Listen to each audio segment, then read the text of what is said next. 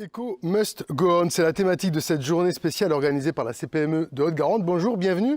On débute cet après-midi avec cette première table ronde sur le thème de l'artisanat au cœur des enjeux de la relance et de l'attractivité des territoires. Pour en discuter, 4 intervenants autour de la table. Je vais commencer par les présentations. Vincent Aguilera, bonjour. Bonjour. Vous êtes président de la Chambre des métiers et de l'artisanat de Haute-Garonne. À vos côtés, nous avons Émile Noyer, bonjour. Bonjour. Vous êtes président de la FBTP de Haute-Garonne. Également, de l'autre côté, Alexandrine Gélis, bonjour. Bonjour. Vous êtes co-gérante de la pâtisserie, chocolaterie, boulangerie Gélis à Carbone, on l'a bien nommé. Et à vos côtés, nous avons Mathieu Roudier, bonjour. Bonjour. Vous êtes le vice-président de la CPME 31 et président assesseur de la FBTP 31. Madame, messieurs, merci d'être avec nous pour cette table ronde en visioconférence. Vincent Aguilera, on commence tout de suite avec vous et on va entrer dans le vif du sujet. Alors, on ne va pas faire le bilan de cette année dont tout le monde sait qu'elle a été quand même compliquée, mais il y a quand même un constat à faire en premier lieu, c'est celui de dire que l'artisanat a su s'adapter au stop and go et que le secteur finalement, il a tenu bon. Alors peut-être tout d'abord nous expliquer qu'est-ce qui a permis cette résilience. Alors tout d'abord rappeler quelques chiffres sur l'artisanat et ce qu'est constitué l'artisanat aujourd'hui en France. C'est 99,9% des TPE, 1 300 000 entreprises qui correspondent aux entreprises artisanales, plus de 3 millions si on prend TPE, confondus, commerce de proximité, 9% du PIB et un tiers du chiffre d'affaires réalisé par l'ensemble des entreprises françaises. L'artisanat est constitué de TPE, maillés sur le territoire de façon homogène ou pas, selon les territoires. Et on le sait très bien, dans certains territoires ruraux, on a de grosses difficultés. L'artisanat, c'est une entreprise de moins de 10 salariés, à 99%. Et quand vous me dites, a su-t-elle se mobiliser, être agile? Bien évidemment qu'elle a été agile, qu'elle a su s'adapter. Pourquoi? Parce qu'elle a été contrainte dans un premier temps à la fermeture. Fermeture par la version 1 du Covid-19, personne ne travaillait, sauf les activités alimentaires. Et donc du coup, les entreprises artisanales ont eu du temps, grâce à l'action de la Chambre de métiers de Haute-Garonne, à réaliser des formations sur la transformation de leur commerce. Et la première des transformations, c'est le numérique. Le numérique, le digital et la formation, la montée en compétences de nos artisans pour pouvoir utiliser ces nouveaux outils, ces nouveaux usages en s'adressant aux consommateurs dans un bon langage. Et ce qui permet à l'artisanat de s'adapter, c'est surtout de par son agilité à récupérer très rapidement les consommateurs, les prospects qui avaient disparu du territoire lorsqu'on nous a administrativement dit de rester chez nous. À l'instar ou à contrario plutôt des grosses entreprises qui, elles, ont dû mettre des protocoles en place, assurer le télétravail, etc. Nous aussi, bien sûr, qu'on les a mis en place, mais de manière beaucoup plus rapide et plus enclin avec les aspirations de nos consommateurs. Parce que ce sont des entreprises plus petites ou plus réactives? Parce que ce sont des entreprises qui sont plus réactives, à taille humaine, et qui discutent plus facilement avec leurs collaborateurs lorsqu'il y a des mises en application d'hygiène et de sécurité à mettre en place. Et donc du coup, tout le monde, la communication passe plus vite et tout le monde se met en ordre de marche pour réouvrir ce commerce de proximité si important pour nos territoires. Parce qu'au-delà de la fermeture administrative ou de l'agilité dans le cadre d'une relance, ce dont on parle, c'est du lien social.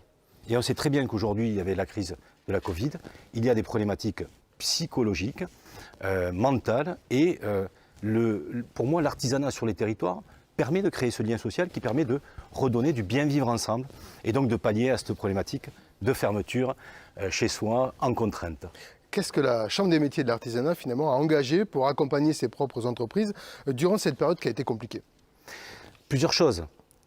Déjà, première phase, V1, soutien à l'artisanat sur une cellule économique qui a été mise en place dans les 2 jours qui suivaient la fermeture des chambres, enfin la fermeture administrative de tous les commerces et toutes les administrations publiques. Nous avons appelé chaque artisan sur notre territoire, les 37 000 entreprises artisanales, à faire un point sur leur situation, à leur délivrer l'information de ce qu'était le fonds de solidarité, comment ça pouvait se mettre en place et quelles étaient les difficultés, surtout à la mise en œuvre de ces fonds de solidarité, à la rédaction des dossiers. Donc très rapidement, on a eu l'ensemble des artisans, très rapidement entre le 15, le 17 mars et la fin du confinement, pour être juste.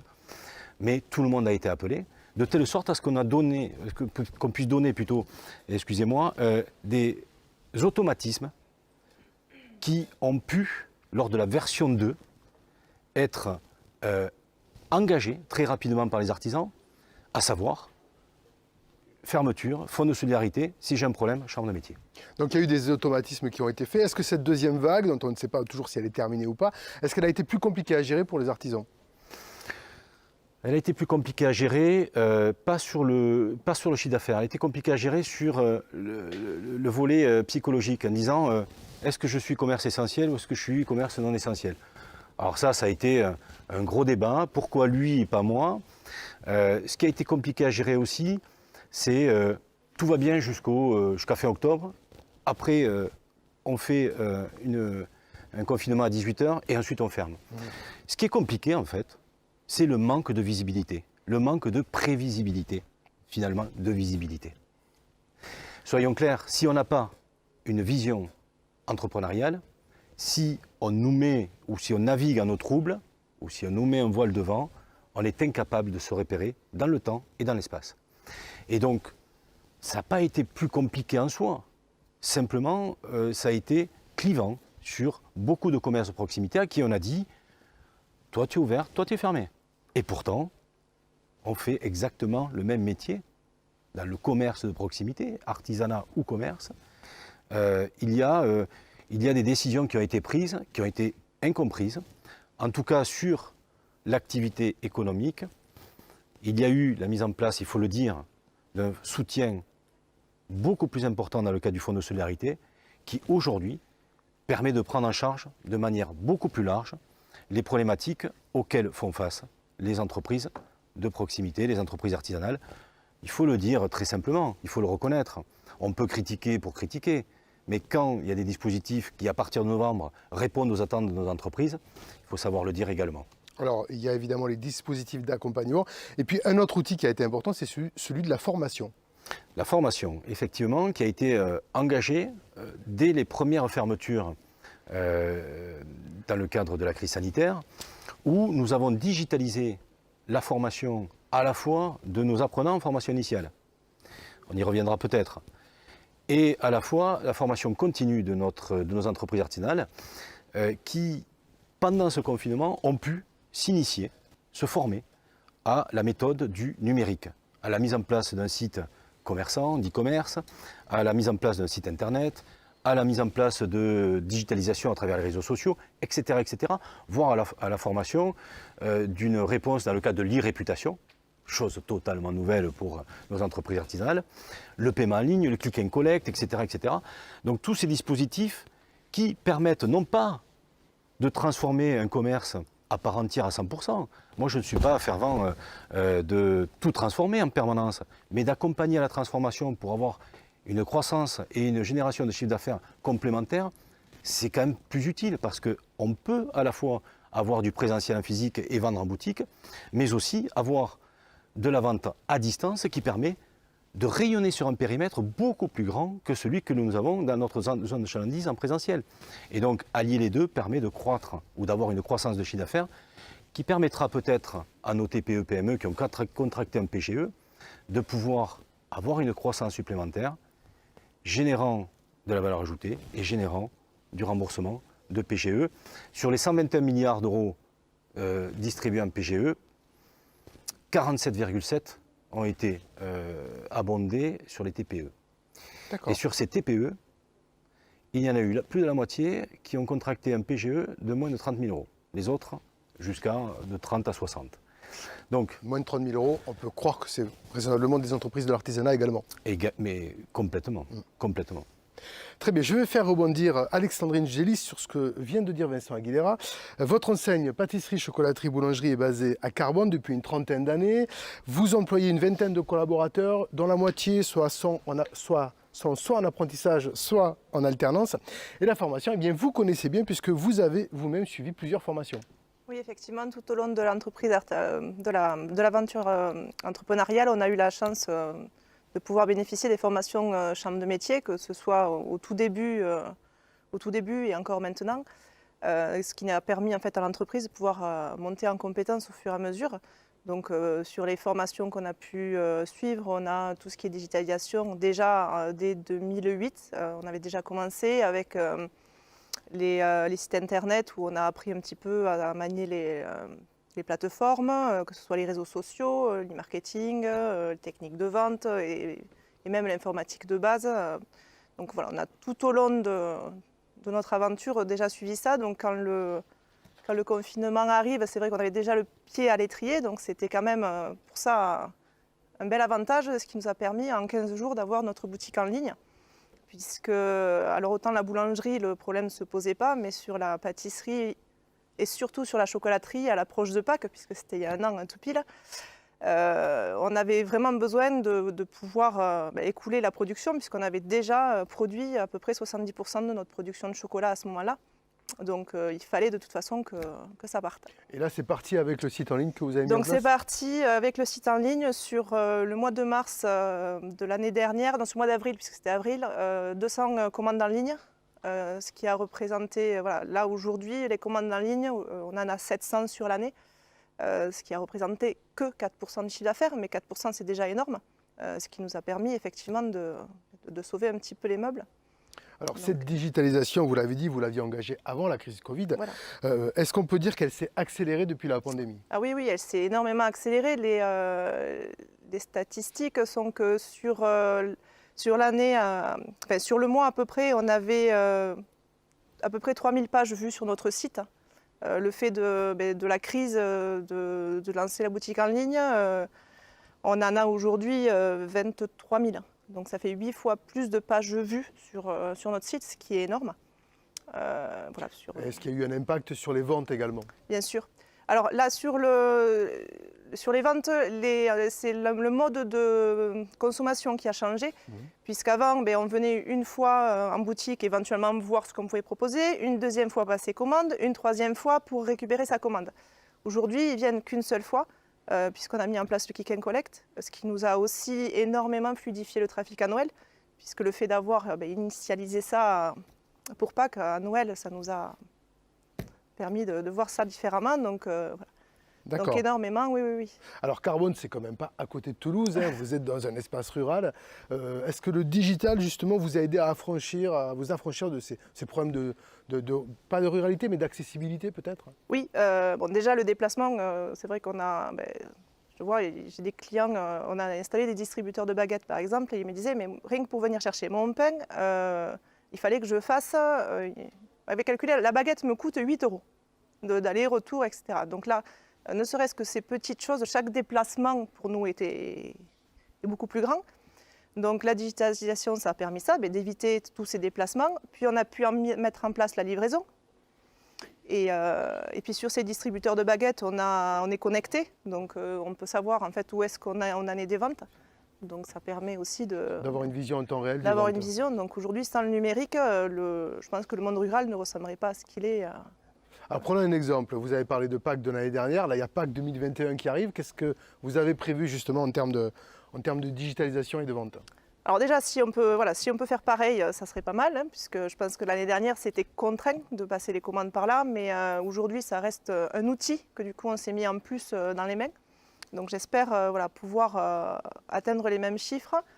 On a aussi communiqué différemment parce qu'on a fait des formations justement, on a suivi des conférences, donc on a pu mettre en place d'autres communications et en particulier on a fait attention beaucoup à l'image, donc on a travaillé un peu plus sur notre image, sur la prise de photos. Alors, Vincent Aguilera parlait de la formation initiale tout à l'heure, notamment de l'alternance. Qu'est-ce que vous en pensez? Une partie de votre équipe vous-même utilise ce dispositif? Oui, alors mon mari va dire qu'il hante les couloirs du CFA depuis qu'il a 15 ans, parce que voilà, c'est un produit pur de l'apprentissage. Et donc aujourd'hui, forcément, on est investi parce que c'est aussi un retour logique des choses. Et moi, je vois le gain de l'apprentissage dans en 3 pôles, que ce soit au niveau de la responsabilité qu'on a de former aussi les jeunes. L'entreprise aussi évolue avec les jeunes puisque ça nous amène des nouvelles techniques. Et puis nous, en tant que personne et que formateur, on est toujours obligé de se remettre en question quand on a un apprenti ou quelqu'un à former. Donc en plus, on avance avec eux. Ah, vous avancez avec eux vos projets prochainement?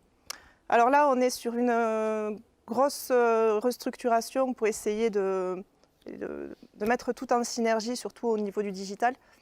On a construit notre site comme un château de cartes, me disait le webmaster la dernière fois. Et aujourd'hui, à force de rajouter une carte, il va falloir que... On a peur qu'il tombe, donc on va essayer de le refondre. Et en particulier, ce qu'on voudrait arriver à mettre en place, c'est mettre en synergie tout ce qui est en front, donc le site internet, les réseaux, et tout ce qu'on a mis aussi en place sur ce qu'on peut appeler le back-office.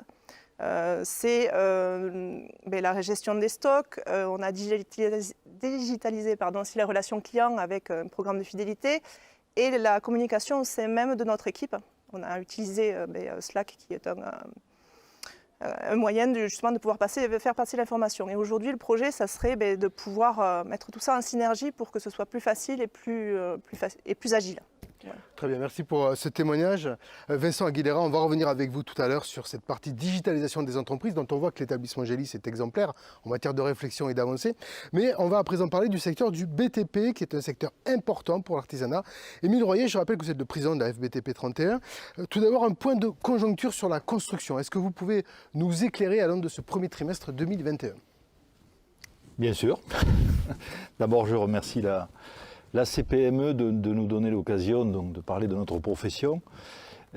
Alors, juste, puisque le thème c'est l'artisanat, je pense que le grand public ne le sait pas nécessairement, mais 90% des entreprises du secteur du bâtiment et des travaux publics sont des artisans. En fait, ont moins de 10 salariés. Et plus de 90% se revendiquent des artisans. On a même des entreprises qui ont plus de 20 salariés et qui se revendiquent artisans, parce que l'artisan a une connotation d'excellence et de savoir-faire. Et c'est vrai que beaucoup de professionnels et d'entreprises sont attachés au terme artisan. Les chiffres sur la Haute-Garonne, juste 36 000 salariés et 13 000 entreprises, donc ce que je disais, 90% d'entreprises de moins de 10 salariés. Alors la conjoncture 2021, pour parler de 2021, il faut remonter à, je dirais, l'exercice à l'année 2020. 2020, bien sûr. Obligatoirement. Alors, pourquoi? Parce que l'activité de 2021 dépend des autorisations de 2020. Vous savez que dans notre profession, nous construisons sur des programmes qui sont autorisés, qui sont instruits dans le cadre de procédures type permis de construire ou autre. Et nous, on vient après. Donc il faut que ces autorisations soient données. Et c'est vrai que le niveau des autorisations de 2020, voire de 2019, a un impact direct et lourd sur l'activité de 2021. 2020 juste, au-delà des problèmes d'autorisation, donc on a arrêté notre activité entre 1 mois et demi et 2 mois. Ça s'est traduit donc en termes de repli à en gros moins 15%, moins 20%, j'arrondis, moins 20% sur le neuf, logement et hors logement, et en gros moins 10% sur la partie réhabilitation, rénovation. Donc la fin d'année a été marquée par cette activité en retrait qui finalement ne s'est pas traduit par des licenciements.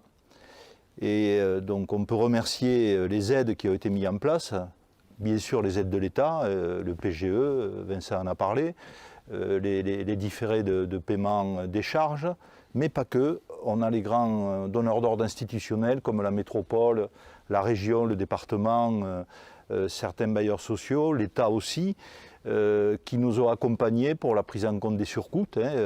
On a pu signer sur le département des protocoles et des conventions avec eux. Donc tout ça, ça s'est additionné et ça a permis, bon, bien sûr la prise en charge de l'activité partielle par l'État, à un niveau de 80%. Tout ça, je dirais, ça a permis effectivement en fin d'année, fin 2020, de préserver nos emplois.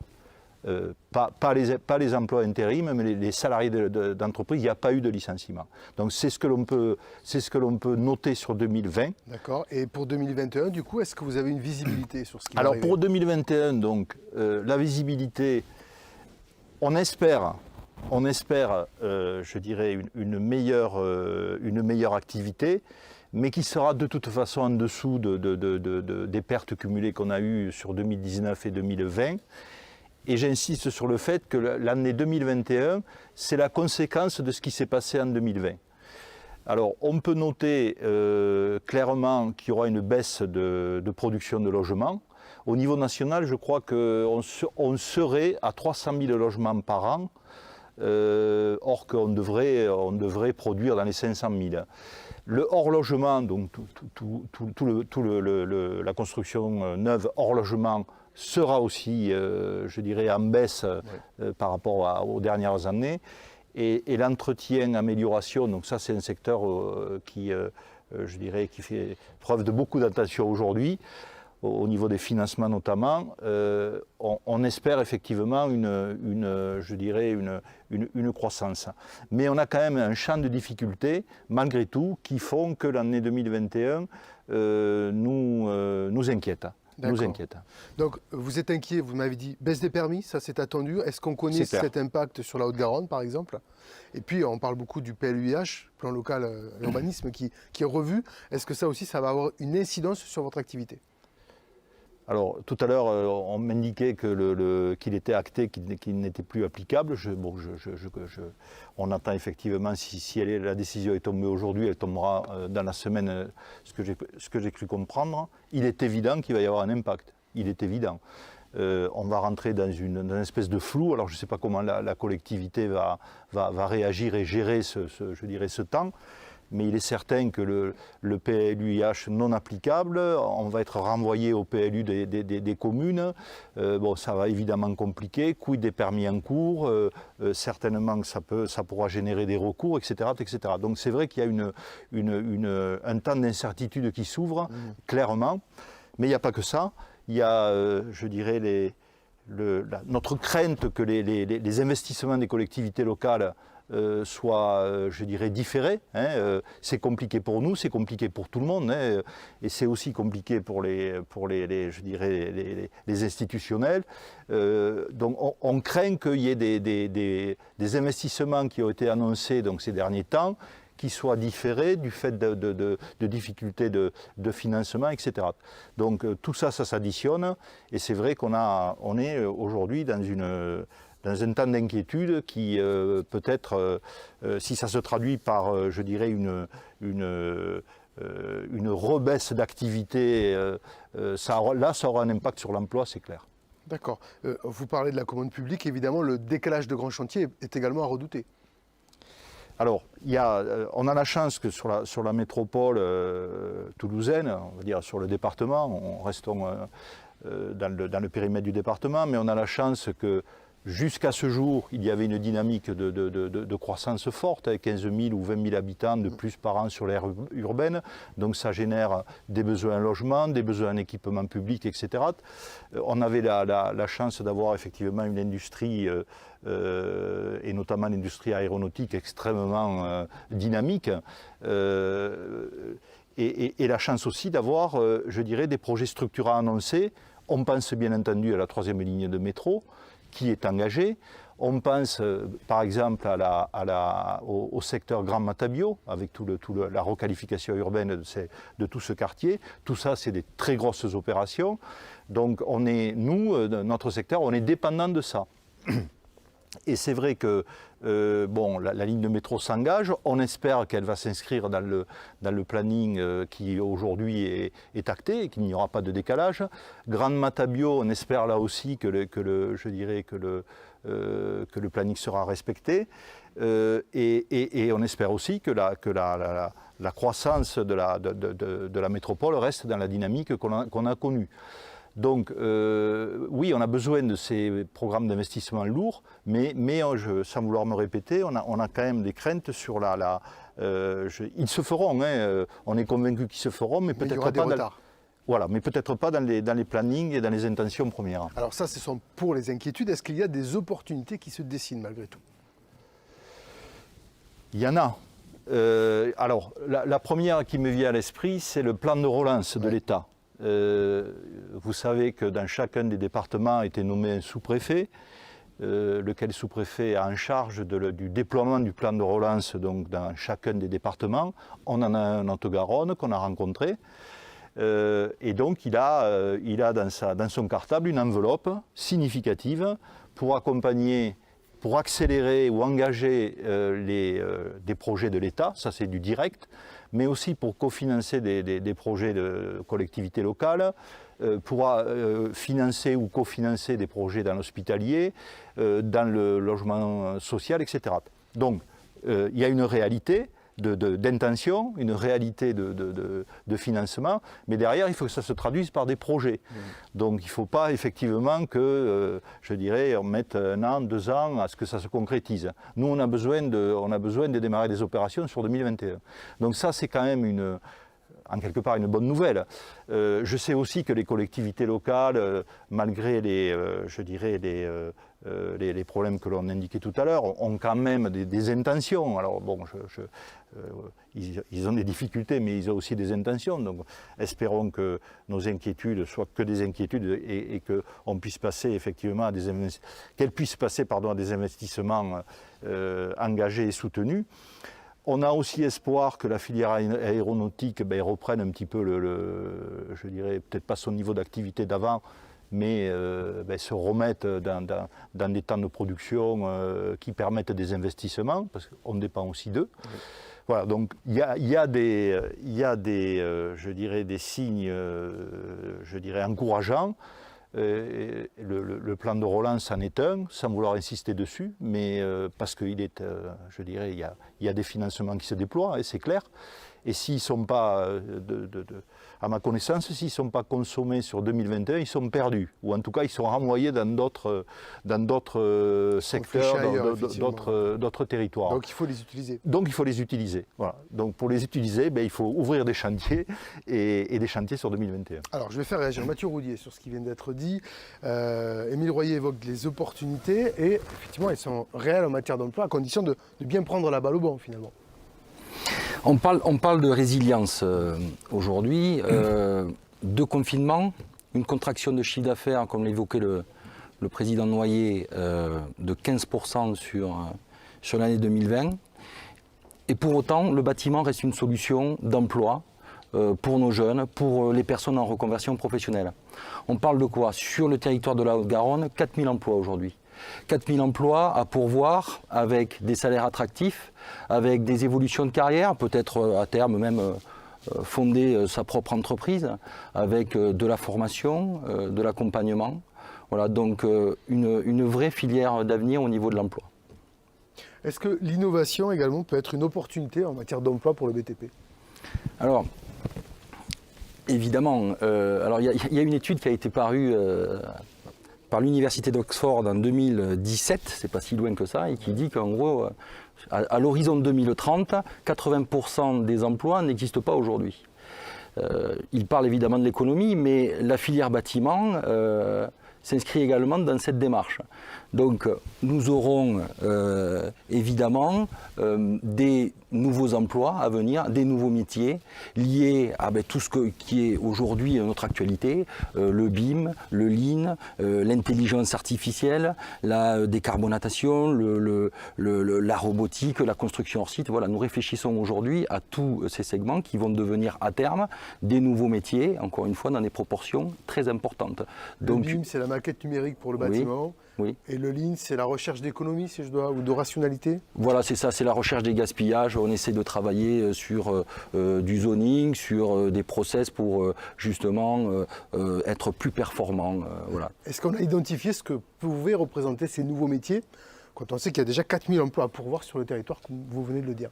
Aujourd'hui, ce sont des métiers, comme je vous le disais, sur lesquels nous travaillons. Nous travaillons sur toutes ces problématiques. L'intérêt, en fait, de la Fédération du bâtiment, de la Chambre des métiers, de la CPME, puisque nous travaillons de concert là-dessus, c'est d'accompagner, d'informer, de former nos artisans sur ces filières d'avenir, sur les opportunités que nous pouvons identifier.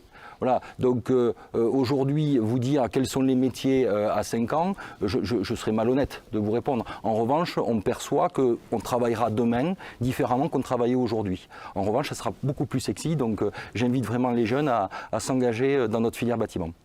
Voilà, tout un programme. En tout cas, on parle d'innovation, on parle de bâtiment. Il y a un sujet évidemment qui est corollaire à tout ça, c'est la transition énergétique. Et là aussi, pour le bâtiment, pour le BTP, elle représente bien des niches, des opportunités en matière d'activité et d'emploi.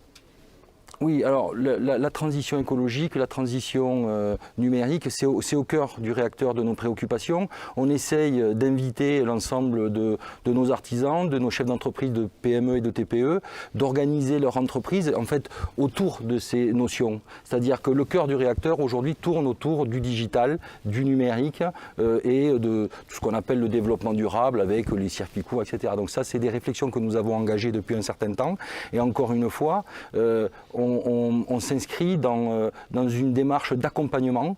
Je parle de la Fédération du bâtiment, encore une fois de la CMA et de la CPME, pour accompagner nos artisans, nos chefs d'entreprise dans ces démarches-là. Puisque ce sont des démarches quand même relativement complexes. Et nous sommes le réceptacle en fait de tout un tas d'informations. Donc j'invite vraiment tout le monde à se rapprocher de nous. Alors justement, pour accompagner les entreprises du bâtiment sur ces problématiques-là, qu'est-ce que vous prévoyez de la formation par exemple ? Alors nous engageons évidemment des cycles de formation, nous identifions quels seront les métiers demain en tension pour mettre des formations adaptées devant. Donc beaucoup de réflexions à travers de nombreuses commissions, que ce soit en local, en régional ou au niveau national. Voilà, donc un canal ascendant, un canal descendant pour essayer de s'organiser au mieux pour être au niveau des défis de demain. Très bien, je vais faire réagir Vincent Aguilera sur ce qui vient d'être dit, notamment sur la formation. Vous l'avez dit tout à l'heure, c'est un sujet important, mais aujourd'hui, comment vous travaillez sur la formation initiale, la formation continue ? Alors juste rebondir sur ce qui vient d'être dit, Ouais. parce que c'est très intéressant. Je reviendrai sur la formation initiale et continue, si vous me le permettez. L'artisanat, ça a été dit par le président Noyer, également par le président assesseur, ce sont des entreprises qui doivent être agiles, engagent leur transformation numérique et écologique, puisque ce sont les deux pivots du réacteur aujourd'hui de la transition et de la transformation que doivent engager les entreprises pour être au plus près des engagements des consommateurs et surtout des institutionnels. Simplement dire que ce sont des entreprises qui sont non délocalisables, à forte employabilité, qui est là aussi non délocalisable. Il y a un plan de relance. Je ne sais pas si vous vous en souvenez, mais il date du 3 septembre dernier, lorsque nous pensions que nous sortions de la première crise V1, que nous pouvons appeler aujourd'hui première crise, et on nous disait il va y avoir une relance forte qu'il va falloir engager. Donc mobilisons-nous, le président Noyer l'a dit, il y a eu un sous-préfet à la relance qui a été mis dans chaque territoire. C'est vrai. Rappelons aussi qu'aujourd'hui, on déploie ce plan de relance sur les thématiques de la transformation numérique, également de la formation, donc l'accompagnement à la formation aux outils et aux usages du numérique, et aux différents dispositifs qui ont été évoqués selon les métiers. On voit bien que la Fédération du bâtiment agit en expert métier sur des solutions d'avenir ou qu'ils pensent d'avenir dans le cadre de la transformation de leur cycle demain et métiers et travaux, etc., etc. Nous, en chambre de métier, nous sommes là pour déployer une action d'information collective auprès de l'ensemble des ressortissants qui sont inscrits à la chambre de métier, donc qui sont inscrits au registre des métiers. C'est plus de 250 métiers.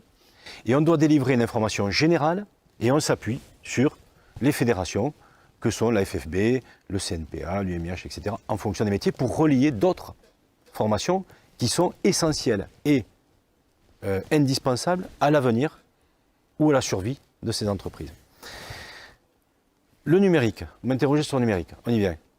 Le numérique, Carole Delga, présidente de la région aujourd'hui, fut un temps secrétaire d'État à l'artisanat, au commerce et à l'économie solidaire en 2012. C'est vrai.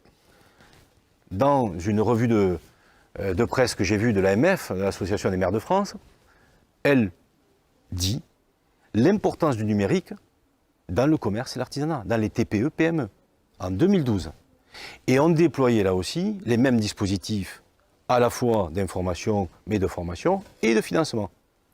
On est en 2021 et on se rend compte que l'ensemble des entreprises ont freiné les cas de fer pour ne pas aller vers cette transformation numérique si essentielle pour combattre aujourd'hui les différentes plateformes existantes dans l'e-commerce, mais également des petites et moyennes surfaces qui existent. Donc, qu'est-ce qu'on fait? On ne fait qu'appliquer ce qu'hier on disait d'appliquer. Sauf que là, on le fait un peu, Sauf qu'on là, on le fait parce qu'on est, un peu contraint. voilà, contraint. Et la contrainte, c'est la contrainte pandémique. Alors, on ne peut se féliciter de cette contrainte de transformation et d'adhésion à cette transformation, parce qu'il fallait que nombreuses soient les entreprises à adhérer à la transformation, parce que sinon, ça ne mène à rien. Et donc, nous avons engagé la transformation numérique avec les entreprises via le dispositif France Num, Diag numérique.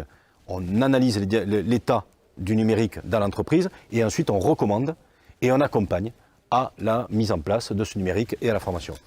Sur la formation initiale est indispensable aussi dans le cadre du dispositif de relance.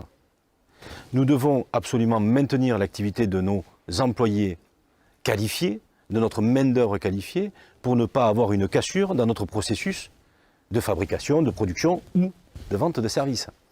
Le dispositif de l'État dans le cadre de l'apprentissage est une réussite.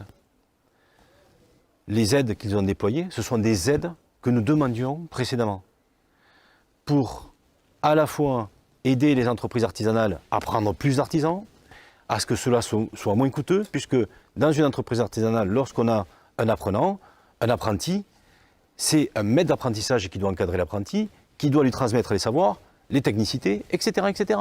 Et donc ça prend du temps. C'est pas gratuit. C'est pas l'artisan qui travaille gratuit, enfin un apprenti qui travaille gratuit. On le forme au métier de demain. Et on le forme au métier de demain. Il faut savoir que dans l'artisanat, la formation de nos apprentis, en tout cas pour celles, c'est très généraliste aussi, mais je vais prendre l'exemple du CFA que gère la Chambre à Muret, l'École supérieure des métiers. Sur 1200 apprentis, 87 sortent diplômés à l'issue de leur formation. Les autres, pourquoi ils ne sont pas employés, diplômés et employés, pardon?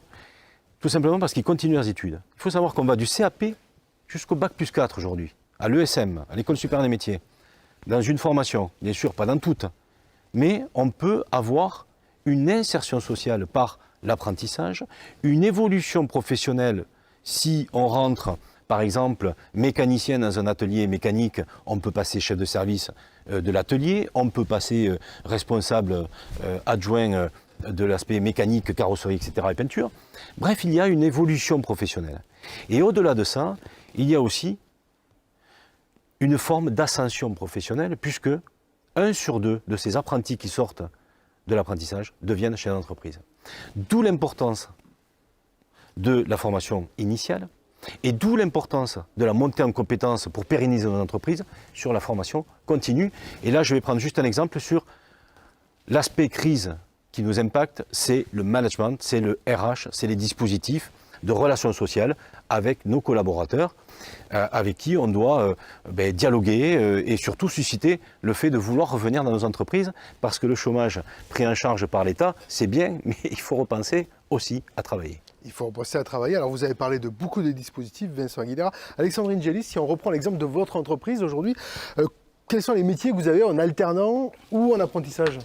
Alors, donc, on a des pâtissiers, donc on a plusieurs niveaux, ça va du CAP à la mention complémentaire, au BTM, on a des boulangers, donc pareil, même combat on va dire. On a aussi des alternants en vente, en management, On a des alternants en administratif et en communication. Voilà. Donc, qui nous ont aussi épaulés dans toute cette démarche. Donc également des alternants en communication, ça concerne aussi les fonctions support finalement. Ça concerne les fonctions. Voilà, on a deux alternants non productifs, on va dire. Voilà. Non productifs. Non productifs. Voilà. D'accord. Vos projets, c'est de recruter encore un peu plus après? Non, là, je pense qu'après, il faut aussi qu'on puisse les former. Donc là, aujourd'hui, toutes les personnes qui sont aptes à délivrer de la formation sont full. Mais par contre, justement, là, on vient de faire une formation interne dans notre entreprise pour essayer de sensibiliser les autres collaborateurs à essayer de prendre sous leur aile des alternants et des apprentis. Ouais. Donc vous faites monter en gamme toute l'équipe finalement. C'est le but. Voilà. D'accord. Voilà, la partie digitalisation, Vincent Aguilera disait, au début on a pris un peu de retard. Et là, contraint et forcé, on y va. C'est un petit peu ce qui vous est arrivé finalement. Alors oui et non, parce que c'est vrai que voilà. Alors autant la partie boutique en ligne et vente en ligne, ça c'est sûr que c'est arrivé grâce parce que c'est grâce au confinement. Mais on avait quand même aussi un petit peu d'avance, surtout pour une TPE, une boulangerie ou une pâtisserie. Je pense que voilà, sur une zone rurale, on était quand même assez pionniers en la matière. Donc voilà. Alors du retard, oui et non. Voilà, j'espère qu'on était les bons élèves de l'histoire. Mais voilà, après, on a bénéficié du diagnostic numérique. Alors ça fait la deuxième édition, je crois que la Chambre des métiers vient sur ce diagnostic numérique. Donc on avait fait le tout premier il y a 2 ou 3 ans, qui déjà nous plaçait assez bien. Et là, on vient de le refaire, donc qui nous estime à un niveau avancé. Mais surtout qui nous a justement permis d'engager cette réflexion au niveau de comment on pouvait faire. Alors il y avait 2 ou 3 petites choses qui devaient être améliorées, mais aussi comment on pouvait faire pour aller plus loin dans l'utilisation de la digitalisation. En tout cas, ce qui est sûr, c'est que votre entreprise n'est pas délocalisable, comme l'a souligné Aguilera. Vous êtes vraiment sur le territoire. Non, et puis je pense qu'on a aussi une grosse part de responsabilité au niveau des relations de proximité. Au tout début du confinement, on avait les personnes un peu âgées, on leur expliquait comment il fallait mettre un masque, etc. Et ça, quoi qu'on le veuille, dans des grandes surfaces ou sur Amazon, on ne va pas expliquer aux clients comment on fait pour mettre un masque. Et aujourd'hui, c'était notre rôle en tant que commerce proximité. Donc non, on n'est pas du tout délocalisable. Voilà. Et pourvu que ça dure, comme dit l'autre. Oui, non, on n'y tient pas. En tout cas, ça ne fait pas partie de l'identité de l'entreprise aujourd'hui. Très bien, on va continuer sur cette thématique. Il nous reste encore 10 petites minutes dans le cadre de cette table ronde. On va continuer sur la thématique de la relance, de l'attractivité. Émile Royer, je reviens avec vous parce qu'il y a quand même une question. Vous avez parlé de votre inquiétude tout à l'heure lors du diagnostic que vous faites sur notamment le BTP. Parmi les sources d'inquiétude qu'on n'a pas évoquées, il y a également la hausse des matières premières qui risque d'impacter fortement les activités à venir. Oui. Alors, si vous me permettez, je vais revenir, je vais vous embêter, mais je vais revenir sur un point qui a été développé, très justement d'ailleurs, sur le fait que nos entreprises, nos adhérents, ont tardé finalement à s'approprier le digital, à intégrer dans leur process le numérique. Alors, volontairement, pas volontairement, et effectivement, le président Vincent, c'est plus facile à dire, Vincent, a souligné que notre présidente avait effectivement lancé le bouchon en 2012. Elle avait bien raison. Mais les entreprises, alors tu l'as dit, elles ont tardé, mais il n'y a pas que les entreprises qui ont tardé. Elles n'ont pas été aidées. Et l'État en premier. Et on le voit dans nos relations contractuelles, par exemple avec l'État. Encore aujourd'hui, ils sont à peine au niveau de ce qu'ils devraient être pour être opérationnels sur la partie numérique. Bon, je tenais à le souligner. On a peut-être été en retard, mais on n'a pas été aidés non plus. Voilà. Oui, hausse des matières premières, bien évidemment, ça nous inquiète beaucoup. Alors, on a l'habitude, c'est toujours cyclique, on vit des périodes d'hausse parfois extravagantes, puis ça retombe, puis ça repart. C'est bon, les aléas du besoin et de la demande au niveau international, la production des aciers et d'autres choses. C'est un élément de plus qui vient se rajouter aux sources d'inquiétude que nous avons. Mais nous vivons là, en ce début d'année, des augmentations de matière significatives. De l'ordre de combien? Est-ce qu'on sait à peu près les volumes? Pour les aciers, plus de 20%. mais pas que les aciers. Et si vous voulez, quand vous n'avez pas de marché, alors la particularité, nous avons pour les marchés publics, ils sont indexés, nous avons des clauses de révision, mais les marchés qui ne sont pas indexés, bon, beaucoup de marchés privés, ou qui sont dans une notion de forfait, difficile à supporter, quoi. Donc c'est une difficulté de plus qui se rajoute à notre champ de contraintes de ce début 2021. Mathieu Roudier, comment on fait justement pour juguler en tout cas pour parer ce genre de difficultés? Bon, on va être vraisemblablement dans la discussion avec nos maîtres d'ouvrage. On va leur expliquer que nous non plus, nous ne sommes pas délocalisables et que quand ils investissent 100 € dans la filière bâtiment, c'est 80 € de ruissellement sur le territoire. Donc, et puis on va leur dire que derrière, c'est de l'emploi et que nous avons des équilibres fragiles. Pour vous donner quelques chiffres, ce qui fait la particularité du bâtiment, c'est 90% d'entreprises artisanales, mais c'est des entreprises sous-capitalisées qui aujourd'hui ont des équilibres fragiles au niveau de leur modèle économique, puisque en moyenne, nous gagnons 2% de rentabilité. Donc si vous voulez 2% de rentabilité pour faire face à des augmentations significatives, comme l'a évoqué le président Noyer, ça ne fonctionnera pas. Donc il faudra être dans la concertation. Je pense qu'on a été au niveau lors du premier confinement, puisqu'on a pu je parle de toute la filière, y compris nos clients, que ce soit les promoteurs ou les institutionnels privés comme publics, puisqu'on est arrivé à signer des protocoles, on s'est rendu compte que quelque part ce n'était la faute de personne et que quelque part on n'allait pas chercher des responsabilités. De la même manière, les hausses significatives que nous prenons aujourd'hui, elles n'étaient pas prévisibles. Donc ni pour nous, ni pour nos clients. Voilà, il faudra trouver des solutions, puisque encore une fois, nous travaillons sur des équilibres, comme je l'évoquais tout à l'heure, qui sont très fragiles, avec un tissu d'emploi qu'il faudra préserver. Donc je ne doute pas une seconde que nos clients nous accompagneront dans cette difficulté, une fois de plus. Là, on parle des grands donneurs d'ordre publics. J'imagine que la négociation se fera également avec les privés. J'en doute pas non plus. Voilà, je l'espère. Je l'appelle de mes voeux évidemment. Voilà, on travaillera ardemment pour défendre nos adhérents, pour défendre nos intérêts. Voilà. Vincent Aguilera, cette problématique de la hausse des matières premières dans le BTP, est-ce qu'elle concerne également d'autres secteurs de l'artisanat? Bien sûr, elle n'est pas uniquement liée au secteur du BTP. Il y a aussi l'augmentation du coût des matières premières. Dernièrement, le prix de l'agneau pour Pâques a eu une augmentation significative aussi. Pourquoi? Parce que l'an dernier, toutes les bêtes pour Pâques n'ont pas été vendues, abattues, distribuées. Donc les producteurs n'ont pas souhaité se retrouver avec un stock à nouveau considérable et ont préféré ralentir la production, ce qui, comme l'a dit le président Noyer, c'est la loi de l'offre et la demande. Va automatiquement, de manière naturelle, faire une augmentation par ricochet du prix des matières premières. Mais il n'y a pas que ça. Il y a aussi l'électricité, on le voit. Enfin, tout est indexé aujourd'hui sur les cours boursiers. On parlait de l'acier, mais des métaux légers aussi, de tous les métaux dont on a besoin pour faire des téléphones portables, les minerais rares, etc., etc. Mais c'est tout à fait logique, puisqu'on a eu une décélération et que forcément on a eu une production moindre. Et lorsqu'on va avoir l'accélération, on va avoir une production forte et donc moins de matières premières et donc une augmentation de coûts de matières premières. Mais encore une fois, pour rebondir sur l'agilité, on en prend plein la figure depuis plus d'1 an. Je crois qu'aujourd'hui, on peut dire qu'on en sortira, pour ceux qui s'en sortent, complètement blindés.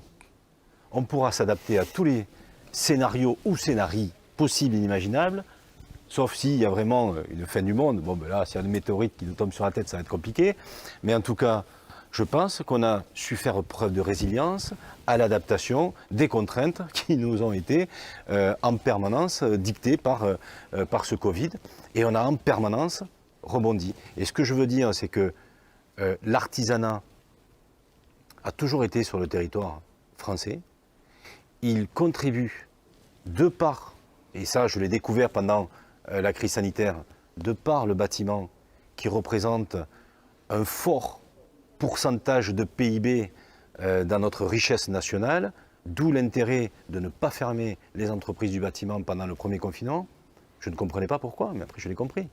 C'est qu'il y a une telle inertie du bâtiment, tant dans l'emploi que dans la création de la richesse, que finalement, ce n'est pas l'aéronautique, ce n'est pas l'industrie, ce n'est pas tout ça. Ce sont des entreprises artisanales, c'est le BTP, en premier lieu.